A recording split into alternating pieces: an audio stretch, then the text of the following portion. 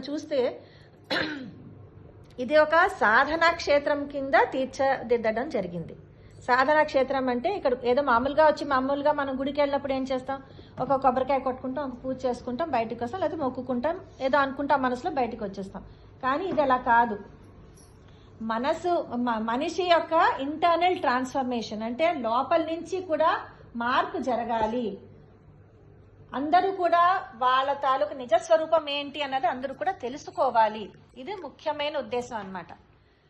మనందరికీ మానవ జన్మ వచ్చింది. ఈ మానవ జన్మ రావడం వెనకాల కారణం ఏంటి? మనం అనుకోవచ్చు, బిజినెస్ చేసుకోవాలి, లేకపోతే మంచి జీవితం ఉండాలి, కారు ఉండాలి, బంగ్లా ఉండాలి, మంచి ఫ్యామిలీ లైఫ్ ఉండాలి, అన్నీ ఉండొచ్చు అనుకోవచ్చు. కానీ అసలైన రీజన్ ఎందుకు మనకి మానవ జన్మ వచ్చిందంటే కనుక మన నిజస్వరూపం ఏంటో మనం తెలుసుకోవడానికి. ఏమిటి మన నిజస్వరూపం? మిమ్మల్ని అడిగితే మీరెవరు అంటే మీరేం చెప్తారు? నా పేరు లక్ష్మి, నా భర్త పేరు సో అండ్ సో, అట్లానే కదా చెప్తారు. వీళ్ళు అడిగినా వాళ్ళు అదే చెప్తారు, ఆయన అడిగినా అదే చెప్తారు.